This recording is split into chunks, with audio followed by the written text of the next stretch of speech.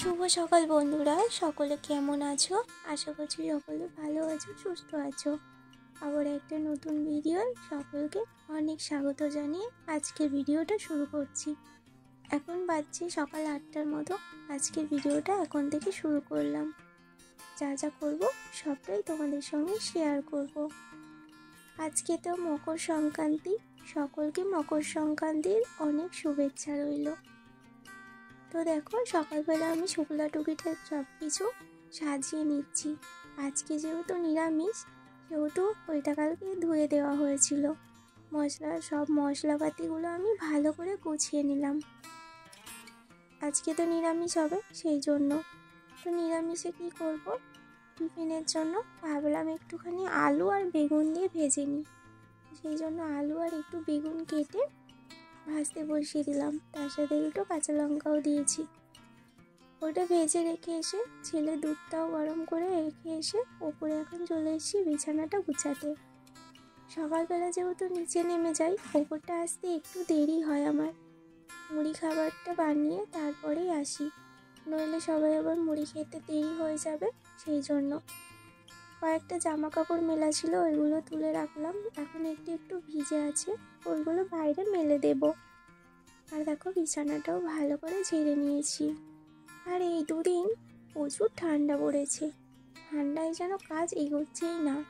আর কাজ না করলেও হবে না, কাজ কিন্তু করতেই হবে। সেই জন্য দেখো, আমি এখানে বসে না থেকে একটার পর একটা কাজ করে চলেছি। কারণ বসে থাকলেই বেলা বাড়বে, আর ছোট দিনের বেলা বুঝতেই পারছো, কখন যে কিভাবে সময় চলে যায় বুঝতেই পারি না। তো এই যে কয়েকটা জামা কাপড় ছিল, সেইগুলো গুছিয়ে নিলাম। এবার যে যার জায়গা মতো রেখে দেব। আসলে কি বলতো, জামা কাপড়গুলো না শুকনো হচ্ছে না, বিকালের মধ্যে রোদ্দুরই তো বেরোচ্ছে না। তো সেই জন্য জামা কাপড়গুলো পরের দিন গোছাতে হচ্ছে।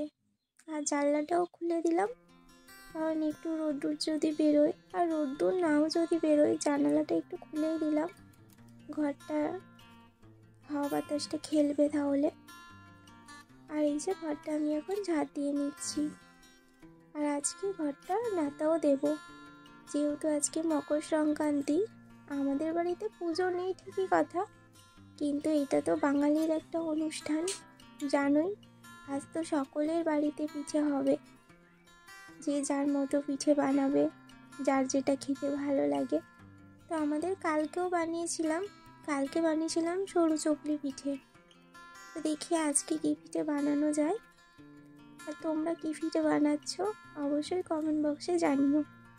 তো দেখো, ভালো করে সুন্দর করে একদম নাতা দিয়ে দিলাম। আমি জানো তো আগে নাতা দিতে একদমই পারতাম না, কিন্তু এখন শিখে গেছি। তারপরে আমি এখানে স্নান করে চলে এসেছি, আর চাদরটাও গায়ে দিয়ে জড়িয়ে নিয়েছি। খুবই ঠান্ডা লাগছে সেই জন্য। আর বাতাসও বইছে, রোদ্দুরও দিচ্ছে না, আরও ঠান্ডাটা বেশি লাগছে। জামা কাপড়গুলো মেলে দিলাম, আর এখানে রান্নাটাও বসিয়ে দিয়েছি। নিরামিষ রান্না, বেশি কিছু রান্না করব না। একটু বেগুন ভাজা আর একটু সবজি ডাল করব। সবজি ডালের জন্য সবজিগুলো ভেজে নিয়ে ডালের সাথে কুকারে সেদ্ধ হতে দিয়ে দিয়েছি। আর ওইদিকে বেগুন ভাজাটাও করে নিলাম।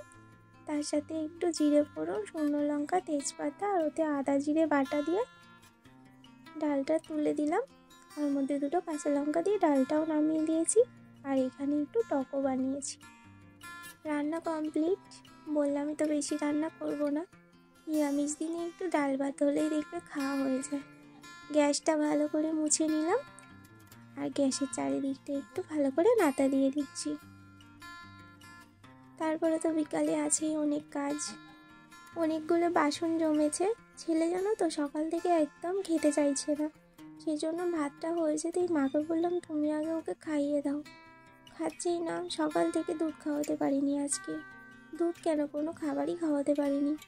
এক্ষুনি মাত্র মা ওকে ভাত খাওয়াতে বসলো, তাই আমি ভাবলাম আমি বাসন কটা মেজে নিই। বাসন কটা মেজে ধুয়ে নিয়ে এসেছি।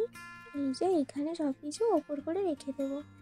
এখানে যখন জলটা ঝরে যাবে, তখন আবার বাসনের জায়গায় তুলে রাখবো, যেখানে রাখি। তো চলো, কি রান্না করেছি দেখিয়ে দিই।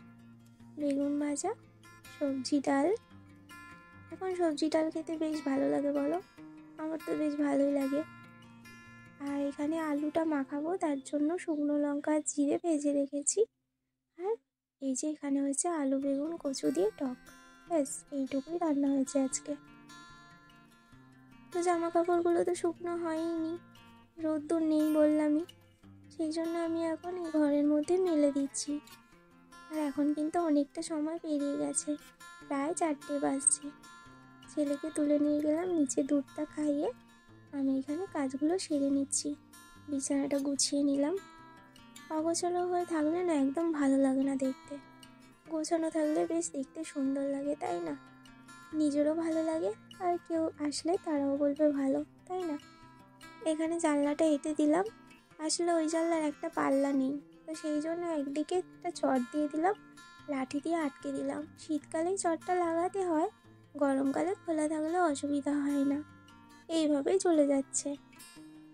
চুলটা ভিনিয়ে নিলাম, আর শীতে তো জানোই একটু ক্রিমও মেখে নিলাম, মুখ হাত পা পরিষ্কার করে এলাম। আর পৌষ মাসে সন্ধ্যার পর চুল আঁচড়াতে নেই, সেই জন্য এটা বিকাল বিকালই সেরে নিলাম। এবার তো বসবো পিঠে করতে, তার জন্য এখানে একটু মশলা ভেজে নিলাম। ওই মশলাটা শুকনো মশলা, ওটা পিঠেতেও দেওয়া হবে, আর যেটা পিঠের পুর বানাবো ওতেও দেওয়া হবে। তো সেই জন্য ওটা ভেজে নিলাম। একটু নারকেলও ভেজে নিলাম চিনি দিয়ে, মানে ওই ছাই মেরে নিলাম, ওটাও একটা পুর বানাবো। আর আজকে একটু আলুর পুর বানাবো। বাবা একদিন বলেছিল আলুর পুর দিয়ে পিঠে খাবে, তো সেই জন্য আজকে একটু আলুর পুরেরই পিঠে বানাবো। একদিন বানিয়েছিলাম বাঁধাকপির পুর পিঠে, তো আজকে আর ফুলকপি ছিল, কিন্তু আলুরটাই করলাম, যেহেতু বাবা খেতে চেয়েছে সেই জন্য। আমি এখানে পিঠে বানাতে বসে গেছি, আর ছেলে ওপরে ফোন দেখছে বিছানায়। ওকে একটা আপেল কেটে দিয়েছে, ও এখন আপেল খাচ্ছে। আজকে একটু তাড়াতাড়ি করতে বসলাম, আর একদিন পিঠে করতে দেখে অনেকটা দেরি হয়ে গেছিলো।